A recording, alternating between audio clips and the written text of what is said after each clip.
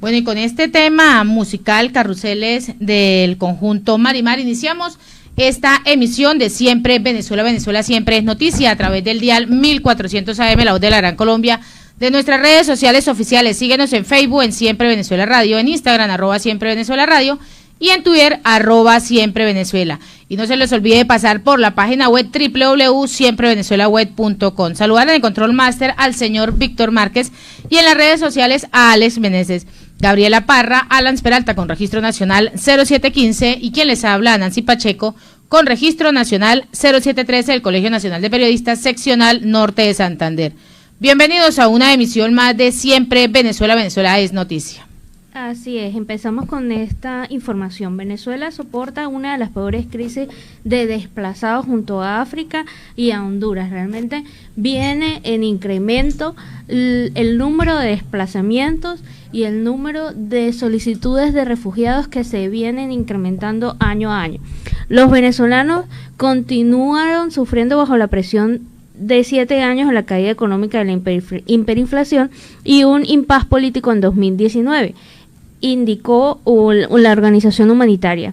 El Consejo Noruego para los Refugiados. Fuera de África sobresale la crisis de Venezuela. Sabemos de qué estamos hablando. Estamos hablando de crisis económica, estamos hablando de crisis política, estamos hablando de crisis en salud, en seguridad, y de verdad no hay forma, lo veníamos hablando, no hay forma de llamar a este flujo migratorio una migración por vacaciones, por destino turístico. Esta migración, que en su calidad debería ser nombrada y oficializada como desplazados o refugiados, está dada porque no hay una forma de vida clara, buena, ni siquiera mediana en Venezuela. Realmente mucha gente pasa hambre, hay mucha desnutrición, hay falta de medicina, hay falta de mercado, y todo esto se viene agudizando por las faltas de unas políticas económicas vigentes, reales, y que se vayan dando en el territorio venezolano para ir mejorando la calidad de vida. Es inexistente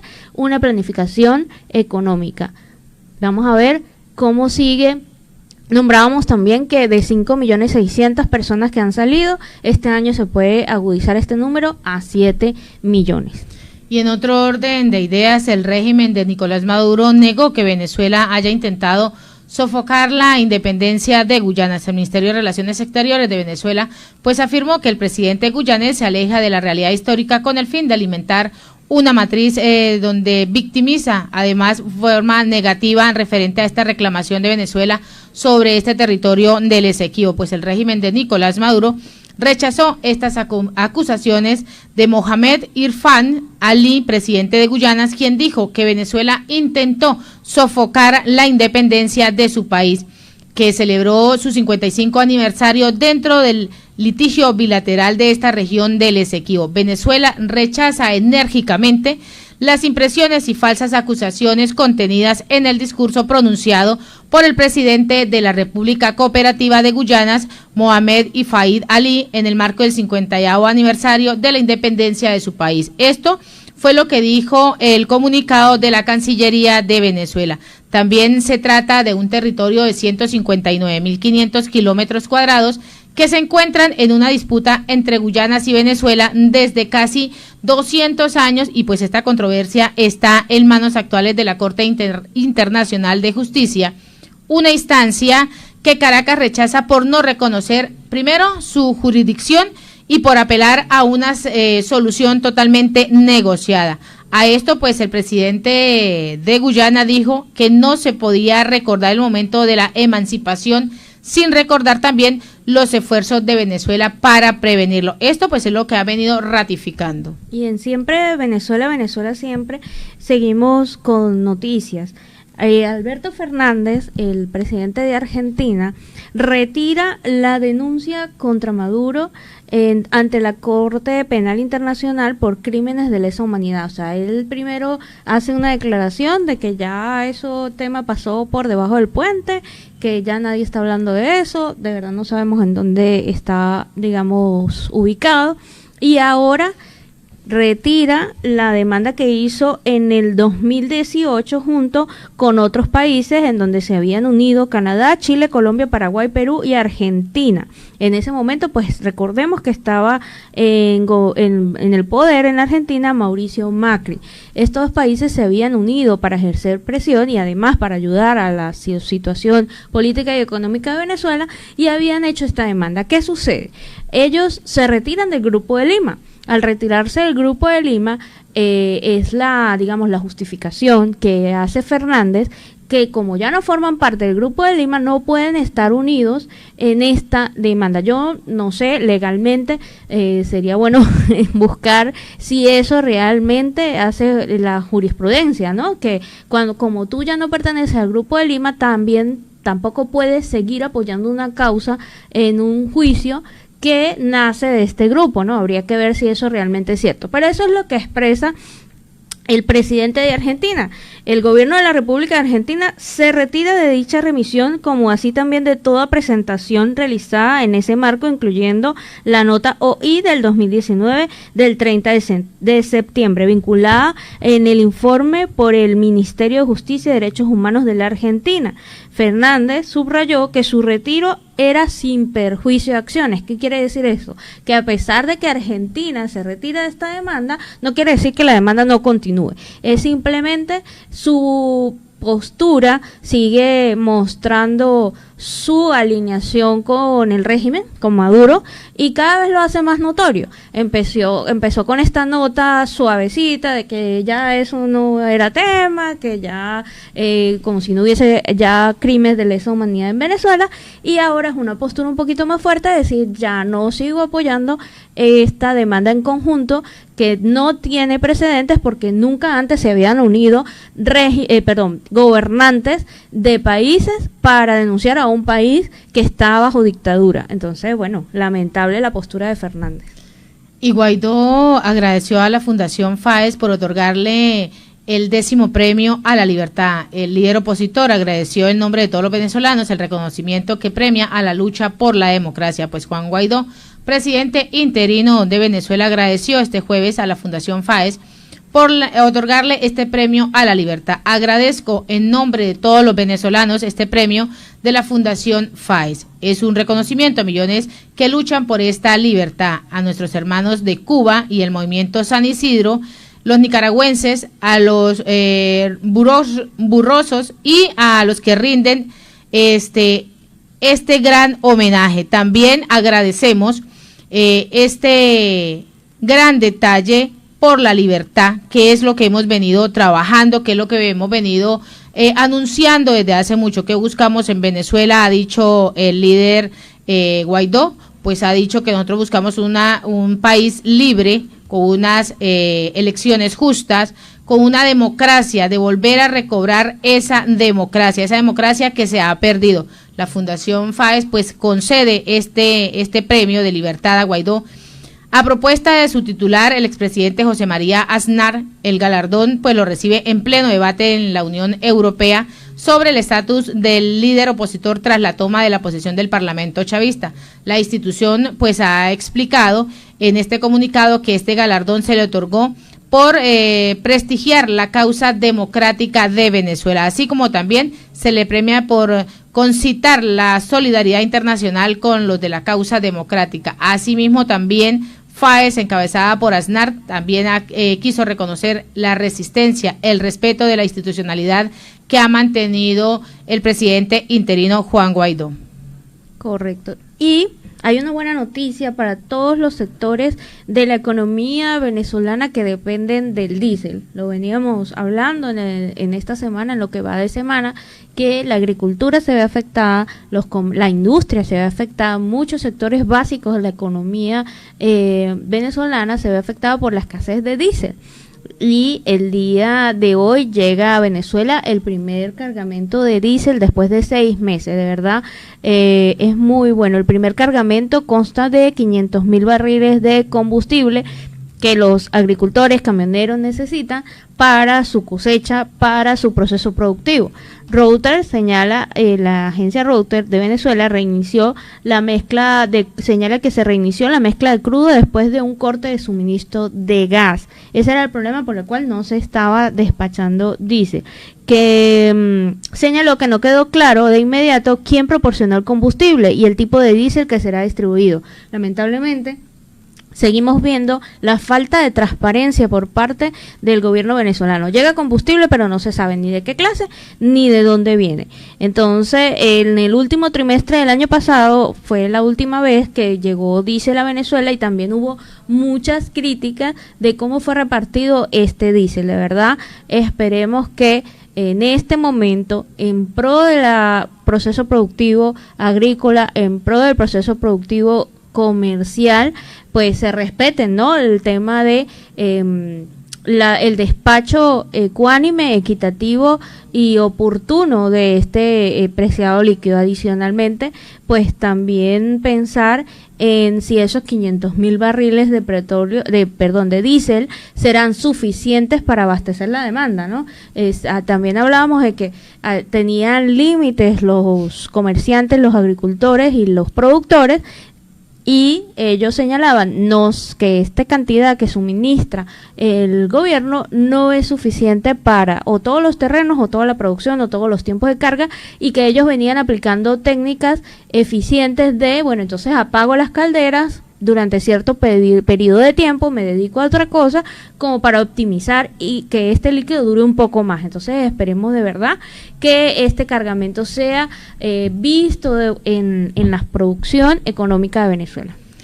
Y en medida de una gran reclamación, hemos podido visibilizar durante todo este tiempo cómo los productores están perdiendo sus cosechas, cómo en Venezuela existe la escasez de diésel, la escasez del combustible, y ante esto pues van más de 300,000 toneladas de caña de azúcar que han quedado sin cosechar este año por la falta de combustible. Pero vamos a escuchar qué es lo que nos dicen con este tema y a ver quiénes están en las redes sociales.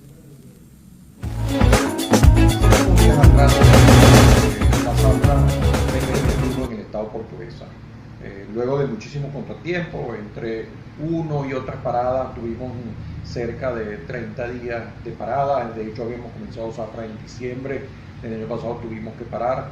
Y todo esto, bueno, por la escasez de gasoil, la falta de consecución de gasoil a tiempo para poder hacer la cosecha como se debe ser.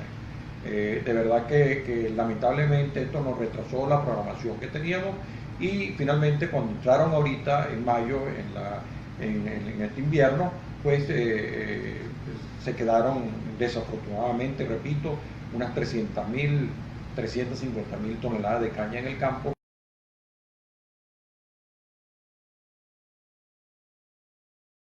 La agricultura, se quedan 300,000 toneladas de caña de azúcar, se quedan en el campo. ¿Por qué? Por la falta del combustible, porque no se tiene el expendio para que esos campesinos, esos agricultores que están ahí labrando la tierra puedan sacar sus productos. Ahí se ha perdido no solo la caña de azúcar, sino que se han perdido otro tipo de productos. Seguimos en Siempre Venezuela, Venezuela Siempre es Noticia, siendo las 12:17 del mediodía. Borges pues exige la liberación de estos militares secuestrados en Apure y responsabiliza a Nicolás Maduro por sus vidas, por lo que les pueda pasar. Pues la oposición venezolana liderada por Juan Guaidó reiteró la petición de esta libertad de los 8 militares secuestrados por un grupo de disidentes de la extinta guerrilla de las FARC hace más de un mes, en medio de los enfrentamientos entre la Fuerza Armada y los diferentes grupos irregulares colombianos en esta zona fronteriza desde el mes de mayo. Responsabilizamos al gobierno de Nicolás Maduro de lo que ocurra. Sus vidas están en riesgo a causa de la política de entrega del territorio y amparo a estos grupos irregulares extranjeros. Exigimos su liberación, dijo en una cuenta de Twitter Jorge Borges, representante del gobierno interino del gobierno del presidente interino Guaidó en el exterior. Y el mensaje pues también estuvo acompañado de una lista con los nombres de estos militares que se encuentran secuestrados: el teniente coronel Juan Carlos Bemón, el primer teniente Johnny Yaguare, los tenientes de fragata Álvaro Flores, José Emilio Torres y Luis Cova, los sargentos mayor José Antonio Ramos y Paul Hernández y el sargento de segunda Steven Aunar. Estos militares pues fueron secuestrados según este comunicado que se recibió del Comité Internacional de la Cruz Roja por parte de un grupo de las disidencias de las FARC el pasado 23 de abril en medio de los enfrentamientos que se han venido ocasionando en el estado Apure, fronterizo con Colombia. Esta información del secuestro pues fue confirmada por el ministro de Defensa Vladimir Padrino López el pasado 15 de mayo, cuando pues anunció a todas las autoridades venezolanas que trabajarían junto al CIR para su liberación, pero hasta la fecha se desconoce cuáles han sido estas gestiones que ha venido realizando el gobierno de facto de Nicolás Maduro para obtener esta liberación de estos militares secuestrados. ¿Y a quién se responsabiliza? Pues directamente se responsabiliza a Maduro, al gobierno de Nicolás Maduro, por no hacer ninguna acción que favorezca a estos militares que están retenidos, que sus familias los necesitan y que no sabemos en qué condiciones, o mejor, sí sabemos. Sabemos que las disidencias de la FARC son torturadoras, sabemos que las disidencias de la FARC no les van a perdonar absolutamente nada. También sabemos que las disidencias de la FARC no actúan con clemencia, actúan fuerte, actúan duro. Y yo no sé si se acuerdan, Gaby, a manera de historia, en Colombia las fuerzas revolucionarias, las FARC, utilizaban galpones para tener a esos presos. Y son a esos presos que los tienen en esos galpones, que son galpones de alambre de púa, y no solo siendo de alambre de púa, están a la intemperie, encadenados, amarrados, donde no les permiten absolutamente nada. No sabemos qué puede estar ocurriendo en este momento con esos militares venezolanos. Así es, Nancy, de verdad muy triste. Y es lamentable que el gobierno, como tú dices, es inoperante, no ha hecho absolutamente nada al respecto, ni siquiera una declaración seria de la fe de vida que ha dado. O sea, le ha tocado más bien a la FARC y al ELN. Ellos son los que han salido a decir. Exacto, comunicar a la comunidad, al público en general, a través de sus medios de comunicación también dados por el gobierno. Y es que de verdad es todo un ecosistema, es toda una maraña de tentáculos. Entonces, a través de esos medios de comunicación, a través de las redes sociales, a través de WhatsApp, es como nos hemos enterado de más o menos en qué condiciones están, porque sabemos que esos videos son con guión, donde los arreglan, ahí sí los arreglan bien vestiditos como para mostrar un estado de salud óptimo. Ese es el accionar de ellos, siempre ha sido el modus operandi de ellos. Correcto, entonces fíjate eso, no hacen nada por los que están secuestrados, pero sí se dedican tiempo a pedir favores al ELN dentro del territorio colombiano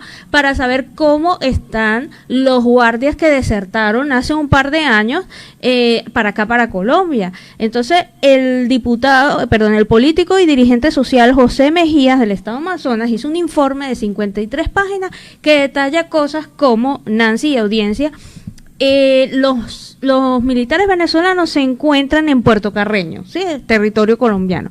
Allí son interceptados por miembros del ELN. Investigan si han dado declaraciones a la fiscalía. ¿Qué tipo de declaraciones han dado? Les invaden y les investigan en dónde viven en este momento dentro del territorio colombiano. Les solicitan dentro de un muy amplio paréntesis de obligatoriedad que tienen que dar un número de teléfono de contacto para mantenerse en vigilancia. Entonces, no haces nada por los militares que están secuestrados, pero sí te interesan los que desertaron, que ya están en Puerto Carreño. No, hombre, deje ya a esa gente tranquila y preocúpese por lo que está pasando dentro del territorio. En este informe que presenta José Mejía, también junto con el defensor del pueblo de Colombia, Carlos Camargo Asís, en donde lamentablemente estos militares que desertaron no han contado con mucha ayuda humanitaria, lamentablemente también lo denuncian o lo expresan de esa manera. Entonces, bueno, hay que ver qué pasa con estos militares que están aquí en calidad de refugiados y porque desertaron en la Fuerza Armada Nacional, expresando su descontento contra las políticas del régimen, que en ese momento, recordemos, fue cuando quemaron la ayuda humanitaria en los puentes, en el de Tienditas y en el de Simón Bolívar, importándole nada la necesidad del pueblo de Venezuela con esos insumos que estaban esperando ya, por un tema de orgullo y ego, más nada. Y estudiantes de enfermería del Centro Centinela del Táchira no han sido vacunados, pues los estudiantes de enfermería que laboran en el Hospital Central del Hospital de San Cristóbal cumplen turnos de hasta 12 horas diarias en las distintas áreas de este centro asistencial, aunque exponen primero sus vidas y están en la primera línea, donde no fueron incluidos en este plan de vacunación. ¿Y por qué no han sido incluidos en este plan de vacunación? Porque es que el gobierno solo está vacunando a quienes tengan el carnet patria y no su cédula de ciudadanía, como lo dice cualquier constitución del mundo. No hemos sido vacunados, estamos laborando aquí desde las 7 de la mañana hasta las 7 de la noche.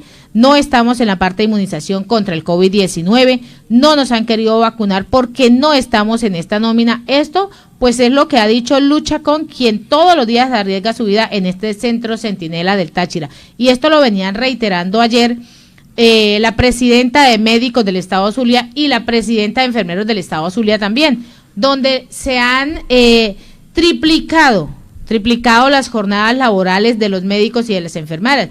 Hani hacía reiteración en que 5 médicos, 3 enfermeras. 5 médicos, 3 enfermeras para atender a una población que está en medio de una pandemia de COVID-19, donde el aumento ha sido el mayor, que el 75% apenas el 75% según las cifras del gobierno de Nicolás Maduro, de Delcy Rodríguez, como lo decía la doctora Daniele, el 75% aparentemente, según de una persona que ni siquiera tiene que ver con la parte médica, como lo es Delcy Rodríguez, que es la vicepresidenta, donde muestra y dice, bueno, 75% de los médicos vacunados. Eso es totalmente falso, eso es mentira, porque si no tienen el carnet de la patria, no son vacunados. Y se han visto muchos videos donde los médicos han llegado y existe un letrero en la puerta donde dice si tiene el carnet patria se vacuna y si no, no. ¿Cuántos médicos han fallecido? Casi 600 médicos han fallecido en todas las especialidades. Lo mismo ha sucedido con las enfermeras. Más de 56 enfermeras han fallecido en el estado Zulia. Solo enfermeras en el estado Zulia. Ahora a nivel nacional. Esto sigue mostrando el grave desapego que tiene el gobierno para la sociedad civil. Y en Siempre Venezuela, siempre vamos a una pausa comercial y musical, ya regresamos. Y a esta hora en Siempre Venezuela siempre, escuchábamos Tu Norte Soy Yo de Fabián Corrales, algo bien suavecito a la hora del mediodía para nuestra querida audiencia. ¿Y tu norte soy yo? ¿Será que ese norte será el de Nicolás Maduro? ¿Cuál norte le buscamos a Nicolás Maduro para que salga? Seguimos en Siempre Venezuela siempre es noticia, a través del dial 1400 AM, La Voz de la Gran Colombia, y de nuestras redes sociales. Pero tenemos en línea telefónica a nuestro colega Gustavo Azócar. Gustavo, bienvenido, buenas tardes.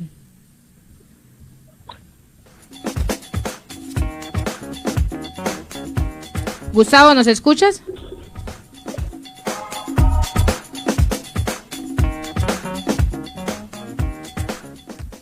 Aló, Gustavo, ¿nos escuchas? Bueno, creo que tenemos problemas con Gustavo.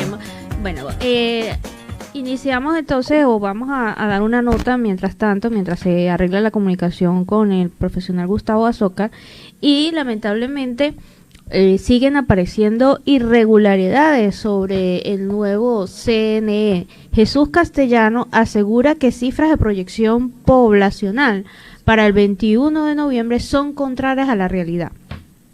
La Asamblea Nacional aprobó el pasado martes una proyección poblacional de 33.192.385 habitantes.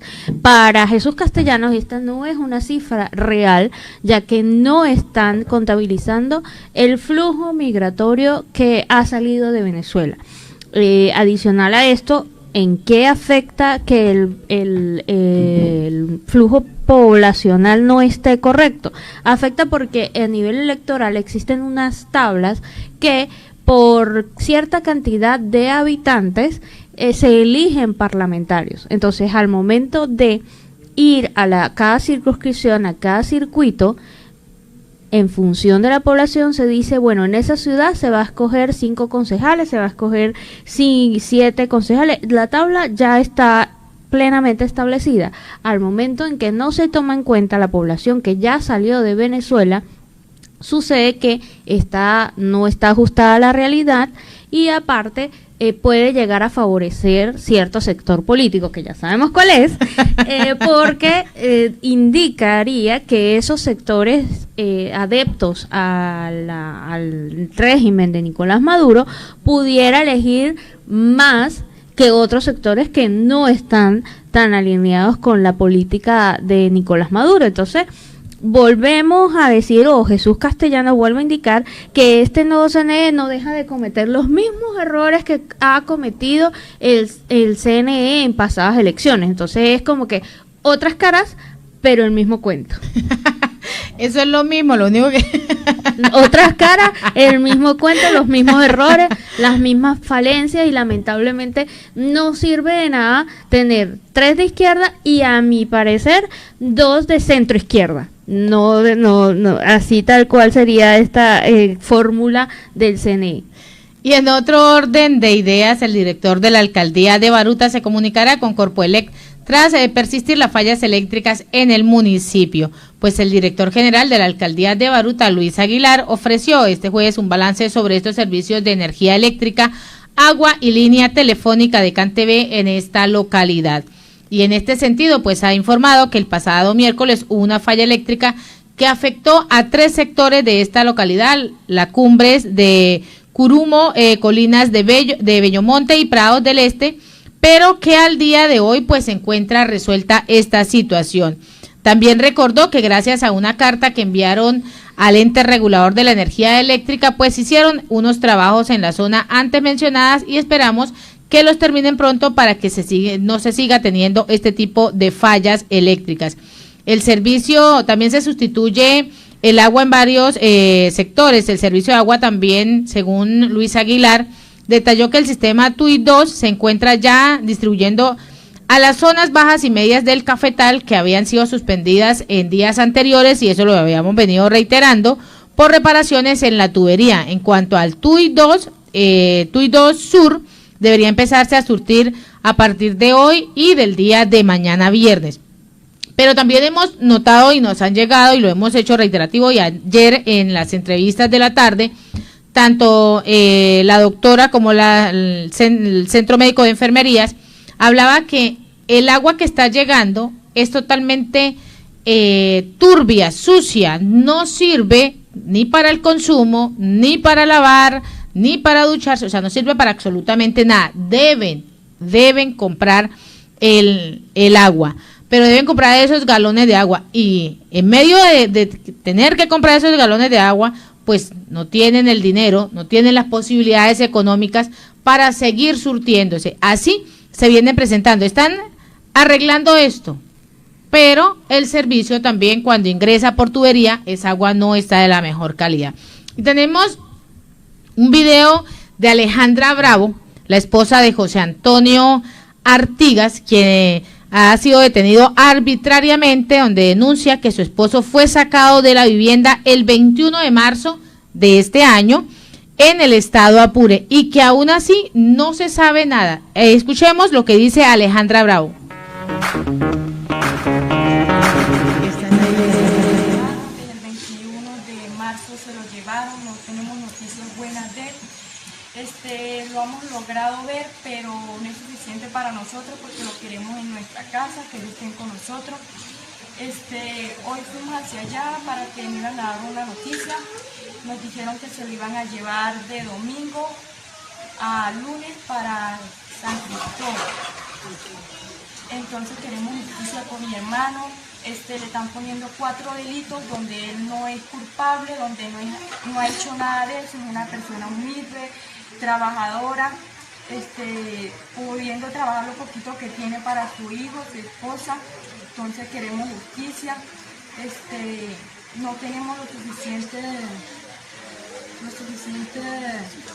sustento no podíamos ir a visitarlo allá de Osvalito donde lo tienen, ahora mismo que se lo van a llevar para allá, para San Cristóbal. Queremos ayuda, queremos que nos ayuden, somos gente humilde, pobre, no tenemos ayuda de nadie.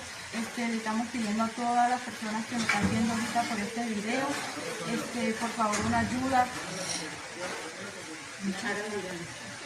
Que hoy, a hora de la tarde, iban a soltar a unas personas que están detenidas con él desde el mismo día que se lo llevaron.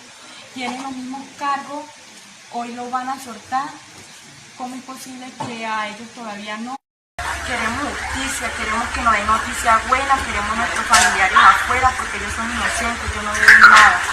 Queremos justicia, queremos libertad sobre ellos, por favor, que nos estén escuchando, que pongan la mano en el corazón, que nos ayuden.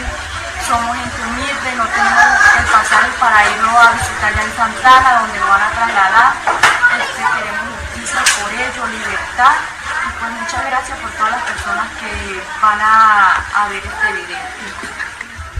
Bueno, y estas son las declaraciones de Alejandra Bravo, quien es la esposa de José Antonio Artigas, quien ha sido detenido arbitrariamente. Y esas detenciones se han venido realizando en el país.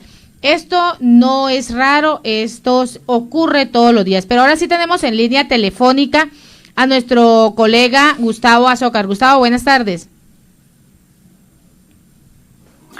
Hola Nancy, buenas tardes, ¿cómo estás? Muy bien, bendecida. Bueno, Gustavo, ahora sí, cuéntanos cómo está la situación en el estado Táchira con el tema de Bernal, que hemos visto un video que ha venido divulgando en las diferentes redes sociales, y cómo está también el tema del COVID. Son esos dos puntos específicos. En norte de Santander y en Colombia escucharon las declaraciones del señor Bernal diciendo que los comerciantes tachirenses tienen 15 días para sacar todo el café colombiano que tengan en sus anaqueles. El señor Bernal ha iniciado ahora una campaña contra el café colombiano.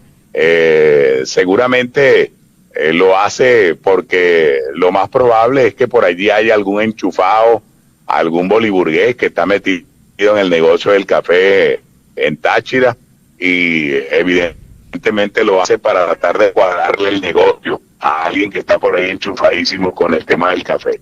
Pero evidentemente esa amenaza de Bernal contra los comerciantes tachirenses que venden café no tiene ningún sentido, no tiene ningún fundamento, no tiene ningún asidero. Y te voy a dar algunas razones por las cuales eso no tiene ningún fundamento. Lo primero es que están vendiendo en todo el café colombiano, de todas las marcas de café colombiano, lo consiguen vendiendo en cualquier bodeguita, en cualquier mercado, en cualquier supermercado, en cualquier abasto, en cualquier rinconcito, en cualquier tandín, tú consigues la venta de café colombiano.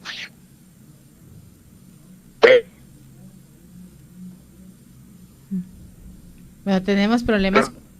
No solamente, no sé si es cierto, es tuyo. ¿Aló, me oyes? Sí, ya te estamos escuchando. Perfecto, sí. Y es que estoy en Caracas y estoy metido en el tráfico caraqueño y evidentemente la cobertura no es la mejor. Estoy metido en el tráfico caraqueño en este momento. Entonces te decía que el café colombiano está casi que en toda Venezuela.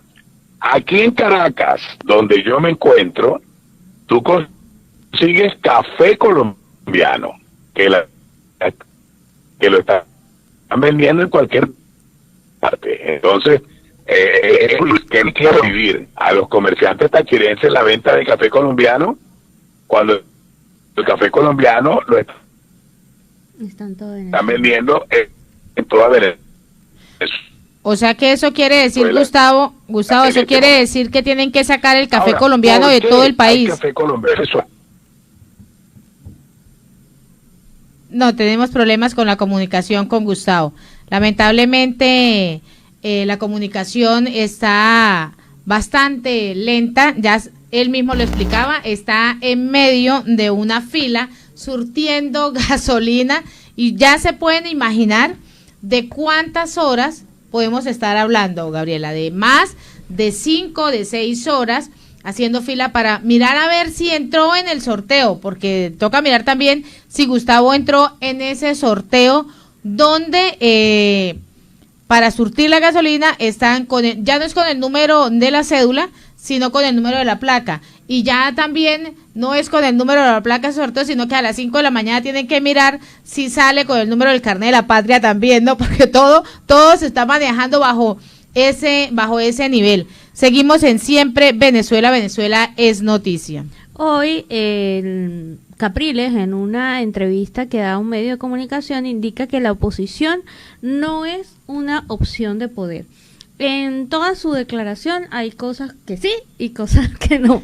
Las cosas que sí, no podemos actuar como si tuviéramos un 80% de aceptación por parte del pueblo venezolano. Listo, estamos de acuerdo en eso. La oposición no tiene el 80%. Hay un gran descontento con Nicolás Maduro, hay un gran descontento con la política que se lleva en estos momentos en Venezuela, pero tampoco lo tiene la oposición.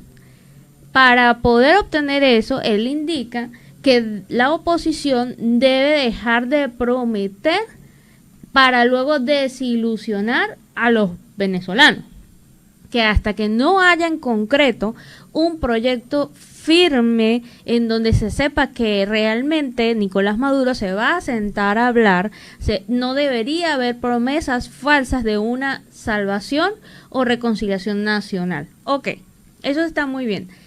Esto lo dice luego de decir sí estoy de acuerdo con Guaidó en su proyecto de salvación nacional. Entonces, ¿sí o no? Estamos hablando de darle confianza al pueblo. Y uno de los dirigentes, porque él todavía es dirigente de la oposición, un día dice, sí, el camino es el acuerdo de salvación nacional que presenta Guaidó.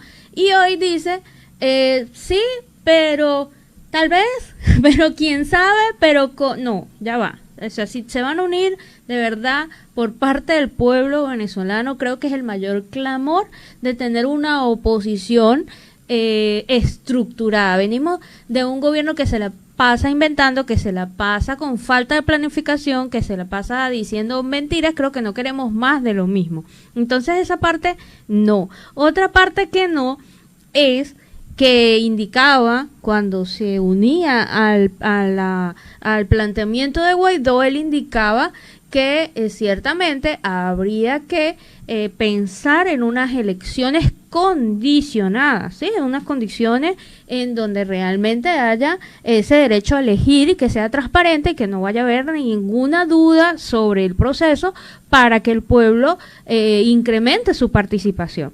Hoy dice: yo creo que todos los temas de negociación deben ser llevados con suma discreción.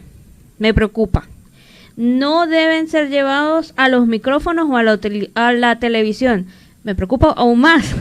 Y adicionalmente dice que sin mencionar nombres, pero la publicidad de la que se reniega es la que Guaidó está propiciando desde que presentó su propuesta.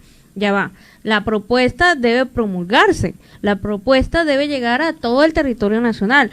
¿Cuál es el problema con que Guaidó utilice los medios de comunicación para hacer publicidad? No publicidad, para hacer comunicación. Todo el mundo tiene derecho a estar. Y en una parte hablaba de pensar en una ruta electoral, pero ya le quitó el tema de condicionado. De verdad, por eso digo, esas declaraciones hoy de Capriles, pues podemos extender aquí una invitación libre para que vengan los presos también en este medio o en esta ventana, pero es aquí y allá, aquí y allá. Si la postura de la oposición es generar confianza, no pueden seguir existiendo este tipo de declaraciones. Y en siempre, esas son las irregularidades. Y a uno le parece irrisorio ver cómo se está manejando la política. Los hilos de la política parecen titiriteros. Y en siempre Venezuela, Venezuela siempre, vamos a una pausa comercial y musical. Dime qué pasó.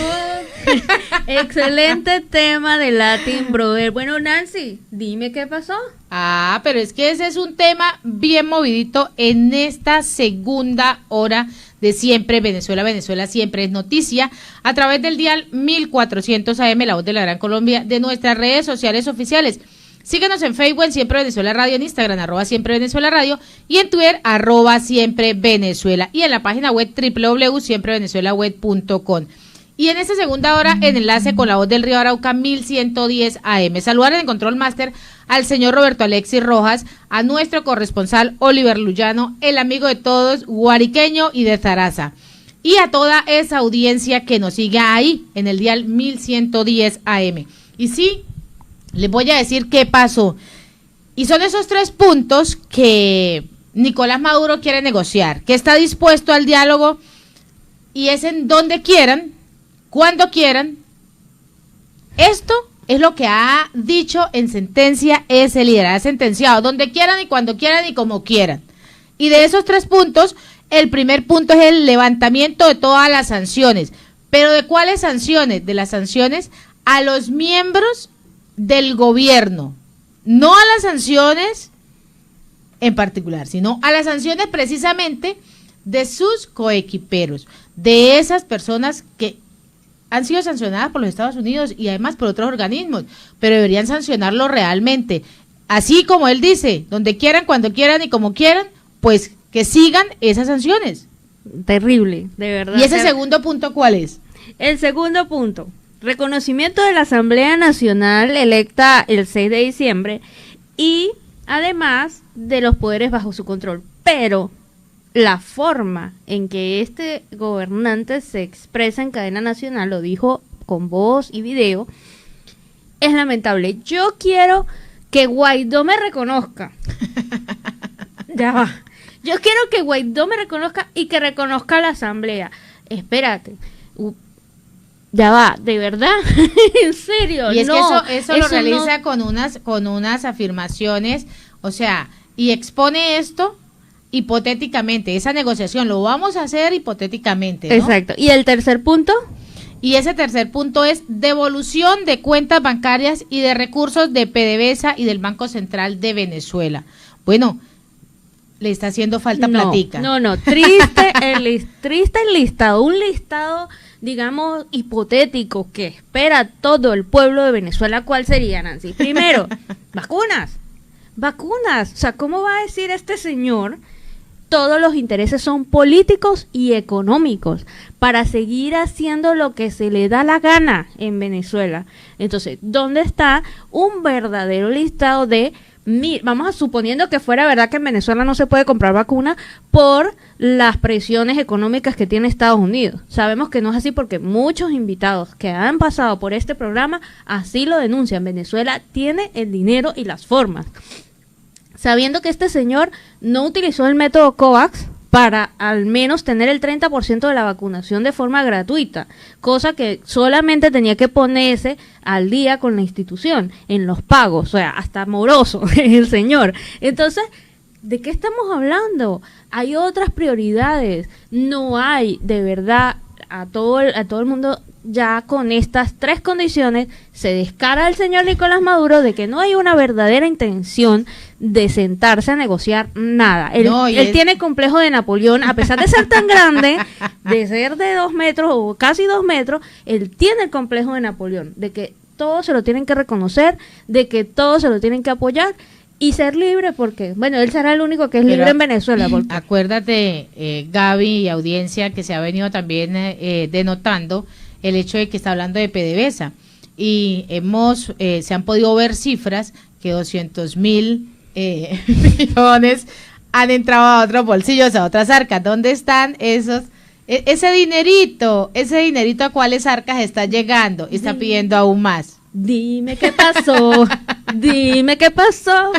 Es con dedicatoria, es con todo nuestro amor. Y no se lo va a decir todavía ese dime qué pasó, ni cuándo ni dónde, porque no se lo va a decir. Y en otro orden de ideas, una de las peores puñaladas para la libertad de expresión, personalidades pues recuerdan el cierre de RCTV. Pues hace 14 años la señal de Radio Caracas Televisión salió de las pantallas de todos los venezolanos por órdenes del expresidente Hugo Chávez. El 27 de mayo del 2007 pues fue su último día de transmisión, luego de que el gobierno venezolano decidiera que no se iba a renovar esta concesión del canal de Quinto Crespo. Pues en este sentido, distintas personalidades, entre ellos políticos venezolanos, caricaturistas y periodistas, pues han recordado el cierre de RCTV, emblema de la televisión nacional, a través de las diferentes redes sociales. Asimismo, también la diputada electa en el año 2015, Delsa Solórzano, ha indicado que en el año 2007 estuvimos allí, en las calles, protestando por el cierre de RCTV, exigiendo el respeto a la libertad de la expresión de derechos humanos. Nuestra lucha no ha cesado. RCTV es nuestra, es parte de nuestra historia. No nos rendiremos, vamos a verla de nuevo en pantalla. Y el dirigente político Enrique Capriles también sostuvo que el RCTV es un emblema, como el régimen atenta contra la libertad de expresión y además ejerce censura. Nada se ganó con esta arbitrariedad. RCTV vive en la memoria de millones de venezolanos que mantienen la esperanza de volver a verlo en libertad. Y no solo los venezolanos, RCTV es el canal que se veía acá en el norte de Santander, era uno de los canales que más se veía porque pues ahí igual se tenía esa señal. Y esto lamentablemente ocurre en este momento, cuando se cierra RCTV y en este momento que se están cerrando los diferentes medios de comunicación. Y esos medios de comunicación dados por el gobierno de Nicolás Maduro, pero también está creando el poder cerrarlos a través de las diferentes redes sociales. No puede haber ninguna plataforma que esté informando porque quieren ya crearle la censura. Lamentablemente así sucede. Y en Siempre Venezuela, siempre vamos con el primer reporte de nuestro corresponsal Oliver Luyano, el amigo de todos. ¿Qué tal, amigos de Siempre Venezuela? Desde esta zona de frontera, desde Arauca, reporta para ustedes el amigo de todos, Oliver Luyano, guariqueño y de Zaraza. Bueno, mis amigos, seguimos en este recorrido pulsando pues la opinión de nuestros paisanos venezolanos, y en esta oportunidad tengo a Pedro Antonio de Mendonca de Calabozo, Estado Guárico, dirigente del partido 20 Venezuela. Pedro, el saludo para comenzar esta conversación. Un abrazo, Oliver, a ti, a todo tu equipo y a todos los venezolanos que están en Arauca y que están escuchando esta conversación. Pedro, hay una coyuntura importante en el país y es el llamado a elecciones. ¿Qué posición tiene 20 Venezuela en este punto que hemos destacado? Bueno, nuestra posición ha sido clara desde hace muchísimos años, y es que desde luego nosotros vamos a participar en una elección, pero en una elección de verdad, con todas las condiciones. Y esas condiciones no están planteadas para esta farsa electoral que a la cual están convocando para noviembre de este año. No podemos hablar de unas elecciones libres en Venezuela, entre otras cosas, en un territorio que más del 70% de los municipios del país están bajo el control de grupos armados, grupos criminales, el terrorismo islámico, la guerrilla, los carteles de la droga. Además, participar en esa parte electoral de noviembre implica reconocer al Consejo Nacional Electoral, que fue designado por la Asamblea Nacional Írrita. Eso sería reconocer a la Asamblea Nacional Írrita, lo que implicaría luego reconocer a Maduro, lo que implicaría después que le quiten las sanciones, y eso sería darle legitimidad a este sistema criminal y representaría en última instancia la rendición después de tantos años de lucha. De manera que nosotros sí nos estamos organizando, sí nos estamos preparando. Ayer, en el marco del 9º aniversario de nuestro partido, hicimos la fundación del primer colegio ciudadano rural de 20 Venezuela en el caserío El Arbolito, aquí en Chaguaramas, en el estado Guárico. Vamos a hacer lo mismo mañana en Tucupilo, pasado mañana el sábado en Calabozo. Es decir, nos estamos preparando, pero para unas elecciones de verdad, con condiciones que pasan, entre otras cosas, por la salida del sistema de mafias de Venezuela. ¿Qué evaluación tienen ustedes del Plan de Salvación Nacional? ¿Qué opinión tienen?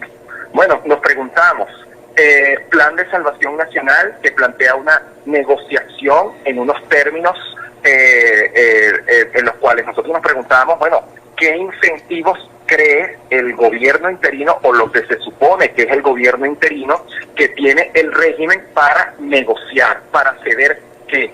Además, tú vas a negociar ¿con quién? Con Maduro. Maduro representa a la FARC y la FARC representa al ELN, el ELN representa al COQUI, el COQUI representa al terrorismo islámico. Es decir, yo creo que este acuerdo de salvación nacional está muy mal basado porque, entre otras cosas, no tiene clara la caracterización del enemigo del régimen, que es un conglomerado criminal.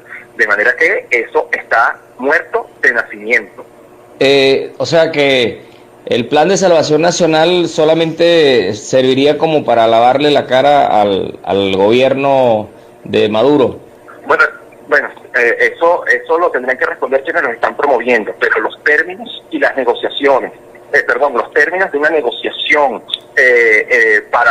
genuina que conduzca a la libertad de Venezuela tiene que tener como único tema ese. Cuando tú te vas a sentar a negociar con esa cuerda de malandro, el único tema que tú tienes que discutir es cuándo se van, cómo se van, es decir, los términos de su salida. Y eso no es lo que está planteado aquí. ¿Siguen los diputados de las negociaciones? Pedro, los diputados de 20 Venezuela siguen participando en la Asamblea Nacional del 2015. En la Asamblea Nacional de 2015, sí, que es la que aún tiene legitimidad y la que, por cierto, ya le pusieron fecha de expiración para este año, y una Asamblea Nacional que lamentablemente no ha acatado ninguno de los mandatos que la sociedad venezolana durante todos estos años le ha dado, y que pasa, entre otras cosas, ese mandato por el cese de la usurpación para luego ir a un gobierno de transición y a unas elecciones libres. Resulta que esa Asamblea Nacional ahora cambió la ruta y ahora la invirtió, y la realidad es que puede haber elecciones libres en Venezuela mientras estemos con un país invadido por mafias de todo tipo, de dentro del país y de afuera.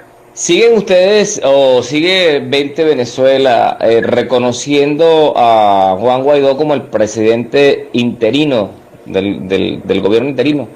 Bueno, lo seguimos reconociendo porque institucionalmente tiene la autoridad todavía, y además lo siguen reconociendo cada vez menos países, por cierto, con más dudas de no solamente el gobierno interino, sino las alianzas que el gobierno interino y las acciones y omisiones que el gobierno interino ha venido desarrollando desde su conformación. De manera que nosotros, nuestra unidad, Oliver, nuestro trabajo, nuestro empeño está enfocado tanto en la organización con la gente, el fortalecimiento de esta fuerza interna que sí existe, y es la gran unidad que hay hoy en los venezolanos para salir no de Maduro, no salir del PSUV, no, es salir de todo un sistema mafioso cuyo objetivo es doblegar y controlar a la sociedad. Y también estamos súper enfocados en la construcción de las alianzas internacionales para lograr salir de este sistema, porque los venezolanos, con un territorio invadido por mafias de todo tipo, solos no podemos atajar esta situación, y necesitamos desde luego el apoyo de los aliados internacionales. ¿Cuáles son los planes del programa para celebrar el aniversario de 20 Venezuela? Bueno, mira, empezamos el lunes aquí en el estado Guárico con un encuentro, una misa en San Juan de los Morros, en la iglesia de La Morera. Luego el martes hicimos un reconocimiento a los profesionales de la salud de Calabozo, que durante este año de pandemia han sido unos héroes poniendo su vida en riesgo por salvar la vida de los demás. Ayer miércoles hicimos la fundación, como te dije, del primer colegio ciudadano rural de 20 Venezuela en todo el país. El estado Guárico en 20 está haciendo historia. Hoy continuamos la agenda, mañana en Tucupido con la fundación del Colegio Ciudadano Narciso López Camacho, el sábado el Colegio Ciudadano Celina Costa de Viana en Calabozo, y así continuamos, Oliver, conmemorando 9 años de lucha, con trabajo, con crecimiento, porque ese es el trabajo que debemos hacer, no solo por salir de este sistema mafioso, sino luego, cuando logremos salir de este sistema mafioso, transformar la sociedad. Porque te lo digo yo, que estoy recorriendo el Guárico de punta a punta, lo que quiere oír la gente en las zonas urbanas, en las zonas rurales, no es un cambio cosmético, un cambio de fachada, es un cambio desde la raíz, una transformación profunda. De manera que hoy, que nos estamos preparando para tomar las riendas de este país en todas las escalas, nacional, estatal, municipal, parroquial, local, tenemos una gran responsabilidad sobre nuestros hombros, porque es la vida de millones de venezolanos la que hoy reposa sobre nuestros hombros y sobre nuestra responsabilidad, y la vamos a honrar.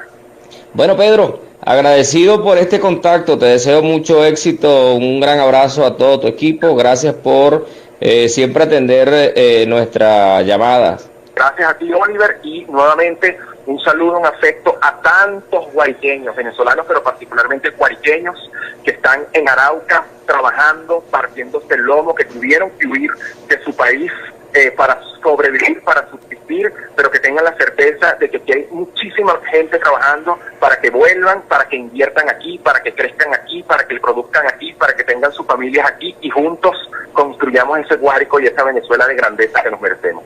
Bueno, gracias amigos, era Pedro de Mendonca desde el estado Guárico. A ustedes desde acá, desde esta zona de frontera, reportó el amigo de todos, Oliver Luyano, guariqueño y de Zaraza. Adelante Nancy y Gaby allá en los estudios. Gracias, Oliver, por ese reporte tan bueno del día de hoy. Y a esta hora en Siempre Venezuela, Venezuela Siempre, seguimos con los reportes. En este caso vamos a escuchar a nuestro compañero Alan Peralta. La periodista Sebastiana Barraez publica durante el día de hoy una nota que señala que un informe advierte que militares venezolanos que desertaron a Colombia son amenazados por el ELN y disidentes de la FARC. Esta situación ha sido prevista en un documento llamado Alerta Temprana número 05 del 2 de marzo del 2021 del defensor del pueblo de Colombia, Carlos Camargo. Él destaca que los militares desertores que salieron de Venezuela en el periodo de 2019-2020 han recibido amenazas en el municipio de Puerto Carreño en su calidad de migrantes o refugiados por su salida de la Fuerza Armada Nacional Bolivariana, y han encontrado desafíos en el Puerto Carreño debido a que han informado sobre su presencia de integrantes del ELN o de la FARC, disidencias de la FARC en este municipio. Revela que hay casos de militares venezolanos que han sido interceptados en la calle por miembros de los grupos insurgentes que le cuestionan su presencia en Puerto Carreño, que indagan dónde viven y si dieron información a la Fiscalía o incluso los instan a suministrar su número de contacto personal. Esta situación ha sido denunciada por el dirigente social y político José Mejías del Estado Amazonas, quien resalta que la mayoría de los exmilitares no cuenta con ayudas humanitarias para sobrevivir en Puerto Carreño, en el lado colombiano. Según la información brindada, su llegada a Colombia se debe a que en Venezuela escucharon que se estaban generando auxilios para las personas que salen de la Fuerza Armada venezolana. Sin embargo, al llegar a Puerto Carreño, las instituciones desconocen el tema o no tienen clara una ruta de ayuda humanitaria para esta población. Aunque señala Sebastiana Barraez que aunque el gobierno nacional, a través de la Cancillería, Migración Colombia, el SENA y la Unidad para la Gestión de Riesgos y Desastres, presentaron en el año 2019 un paquete de medidas que servirían como beneficios a exmiembros del ejército venezolano que se encuentran en Colombia, especialmente en la zona de frontera, en la actualidad esta población se encuentra en una total vulnerabilidad y situación de riesgo, ya que no pueden ingresar a su país por ser considerados desertores o traidores a la patria, y al permanecer en la zona fronteriza son fácilmente identificados por los grupos guerrilleros colombianos. Hay que agregar en relación a este tema que esta situación no solamente se está presentando en Puerto Carreño, en uno de los puntos fronterizos de Colombia y Venezuela, sino también se están presentando en la zona de la Guajira colombo-venezolana, y se está presentando la misma situación en la frontera entre el Táchira, norte de Santander, y Arauca, y la zona del estado Apure. Los militares desertores venezolanos que acudieron al llamado hecho por Juan Guaidó de poner las armas para salir en defensa de la República, se encuentran en una situación bastante difícil, porque no solamente no reciben ayudas por parte del gobierno colombiano de manera directa, sino que también están siendo hostigados, perseguidos por servicios de inteligencia venezolanos y también por representantes de la guerrilla colombiana, que actúan y ejecutan acciones como la que ocurrió en estos días, en donde hubo un secuestro de un militar venezolano y su posterior traslado y entrega en la frontera, y luego supimos ya por información oficial que se encontraba en la ciudad de Caracas. Esto demuestra a las claras que ser militar desertor en territorio colombiano no es una garantía suficiente para poder estar seguro. hay que entender también que esta es una realidad que se está presentando y que demuestra a las claras la intromisión, la falta de apoyo y sobre todo la acción de agresiva del gobierno venezolano, que busca escarmentar a los militares venezolanos que se encuentran en este territorio. Este fue el reporte especial en la voz de Alas Peralta desde Estados Unidos. Y en Siempre Venezuela, Venezuela Siempre, vamos a una pausa comercial y musical, ya regresamos. Y con este tema musical, que te quede claro, de Felipe Peláez, seguimos en Siempre Venezuela. Venezuela Siempre es noticia a través del dial 1400 AM, La Voz de la Gran Colombia, y de nuestras redes sociales. Y además en esta segunda hora, en enlace con La Voz del Río Arauca 1110 AM. Y el sector salud en Carabobo sin ser inmunizado pese a la disponibilidad que existen de las vacunas. Los números son totalmente imprecisos, la opacidad informativa respecto a todos los vinculados con la pandemia en Carabobo, pues han provocado que sea poco lo que se sepa sobre la jornada de vacunación. Pero de acuerdo con los gremios de la salud, las dosis que han llegado son suficientes para inmunizar a todo este sector. Aún así, pues no se ha hecho absolutamente nada.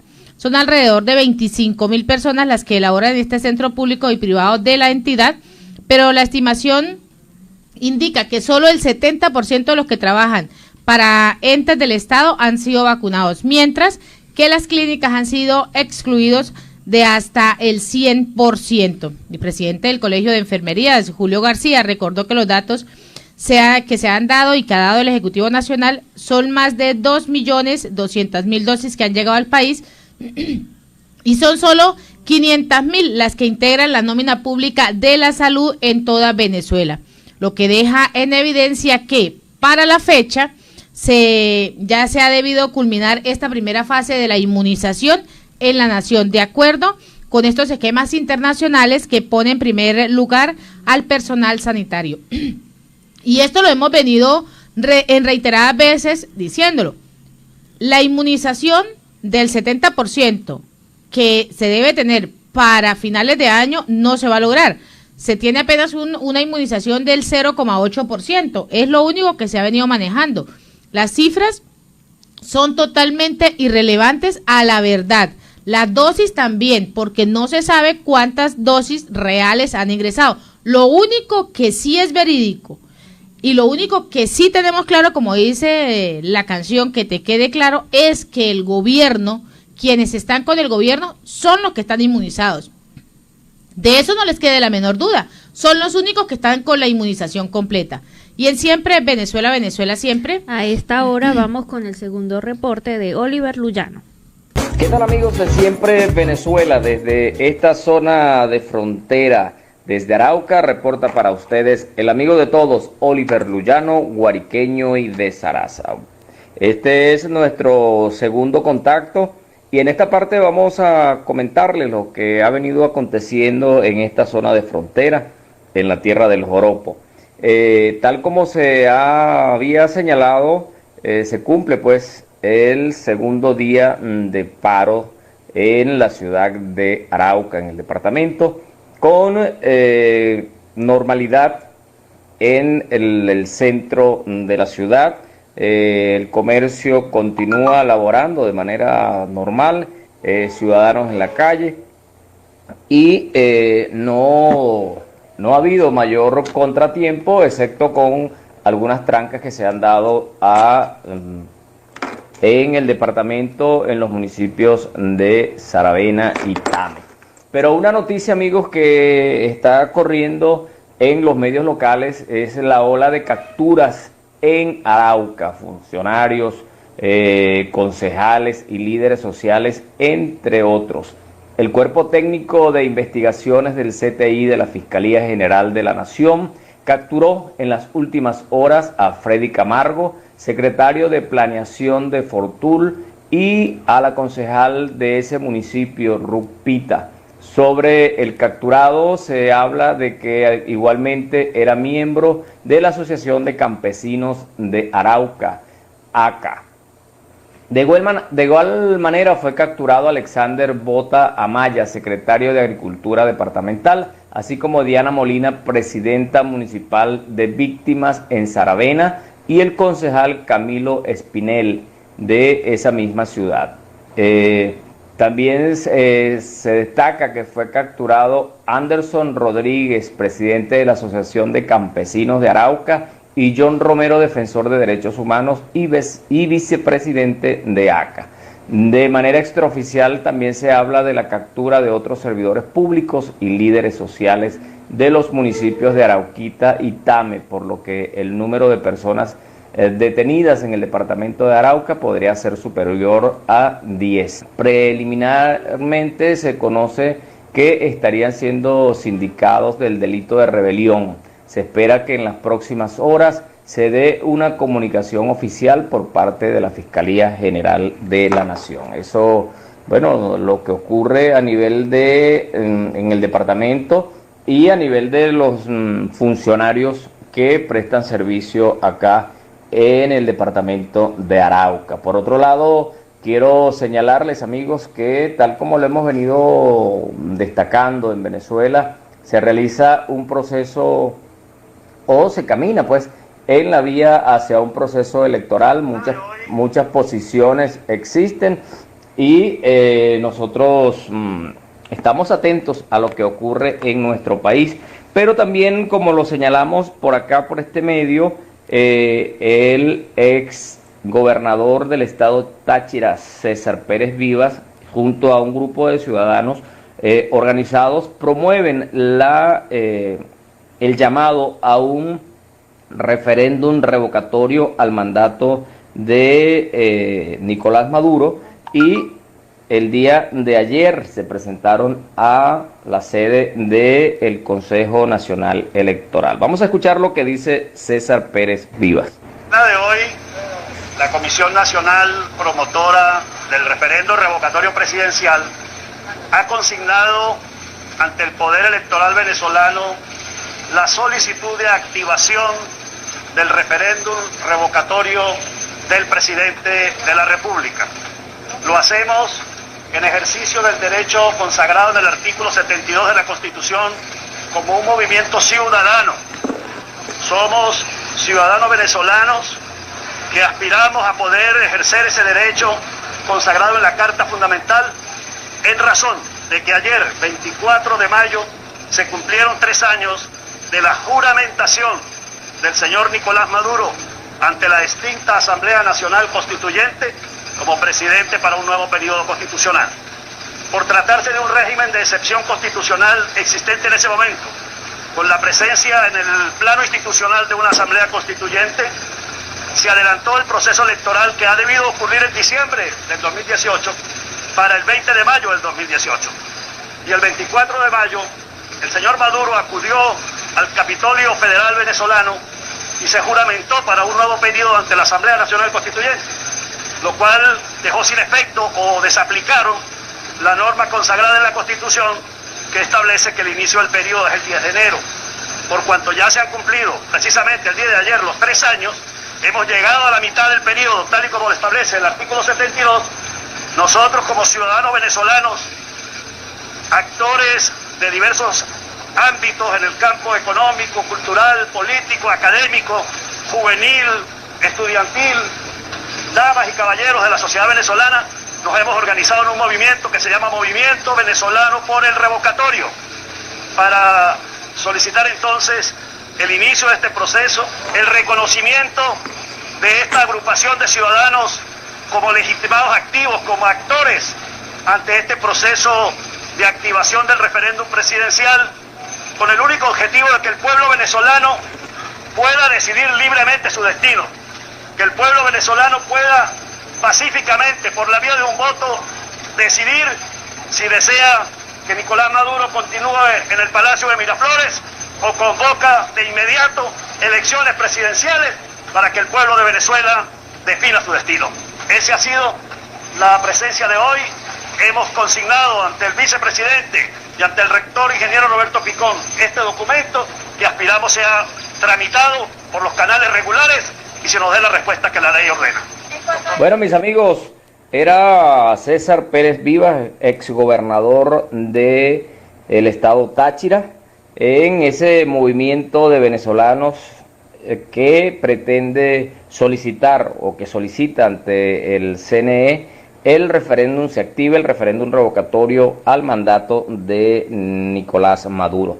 Varias vertientes, la posición de la dirigencia de la Asamblea Nacional, que andan trabajando en función de un plan nacional de salvación y de un posible escenario electoral que ya tiene fecha para el mes de noviembre, y ahora se suma esta parte liderizada por el exgobernador, que solicita un referéndum revocatorio. Mis amigos, desde esta zona, desde Arauca, reportó para ustedes el amigo de todos, Oliver Luyano, guariqueño y de Zaraza. Adelante, Nancy y Alan. Seguimos en Siempre Venezuela. Venezuela siempre es noticia por robo de insumos. Detienen auxiliar de enfermería en Centro Centinela del Estado Táchira. Funcionarios de la Policía del Táchira, acompañados por la Fiscalía 23 del Ministerio Público y representantes de la Contraloría General del Estado, realizaron la aprehensión de Acevedo, un auxiliar de enfermería de 34 años de edad. Al trabajador del Hospital Central de San Cristóbal se le acusa de la presunta sustracción continua de insumos médicos de la farmacia del pabellón del Hospital Central de San Cristóbal. Al parecer, los medicamentos eran comercializados en moneda extranjera a los familiares de los pacientes recluidos en las diferentes áreas de hospitalización. El comisario general de la Politáchira, Wilmer Rivera Torres, indicó que luego de recibir varias denuncias, se coordinó con la dirección del hospital, el Ministerio Público y la Contraloría General del Estado para realizar esta investigación y auditorías que determinaron que eran sustraídos estos insumos, y eran insumos quirúrgicos, incluyendo kit de laparotomía, sin el respectivo soporte. Por el caso, pues fue detenido un ciudadano que se desempeñaba en la farmacia del pabellón, al que se le incautó en su teléfono personal conversaciones, mensajes, entre otros elementos de interés criminalístico, los cuales son sometidos a las experticias correspondientes. También tenía 120,000 pesos, una caja de paracetamol, un teléfono celular y además otro tipo de medicamentos. Existe una constancia de trabajo donde emana y ha sido acusada por la Oficina de Recursos Humanos en este centro de salud.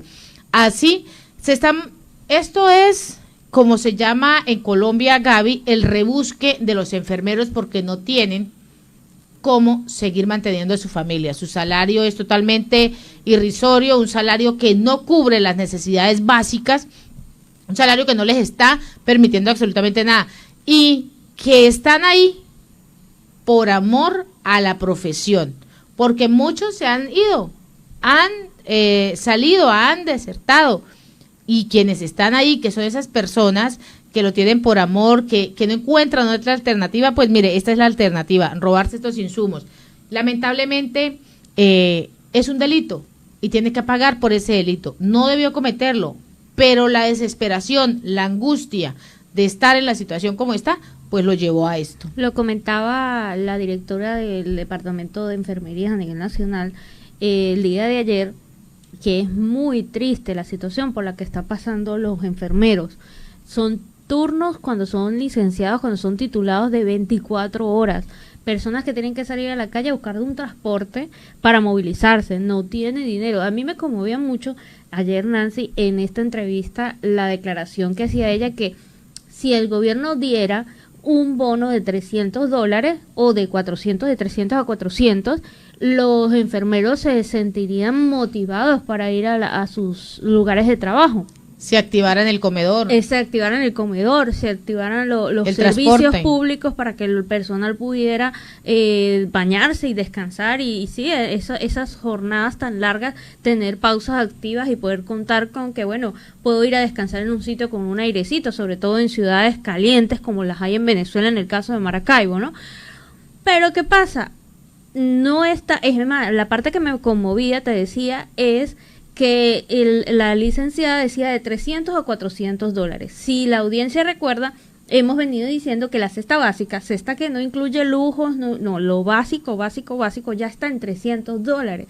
Es decir, es justo, es apenas justo esa solicitud que hacen, no sé, ni siquiera para enriquecerse alcanza, o sea, realmente es un tema de que ellos quieren sentir que ir a trabajar, ir a ayudar al pueblo de Venezuela, a ayudar a enfrentar esta crisis de salud, enfrentar el virus COVID, tener sus implementos de bioseguridad, que es lo mínimo de verdad, sirve para llevar una vida tranquila y feliz y no tener que hacer estos delitos de verdad.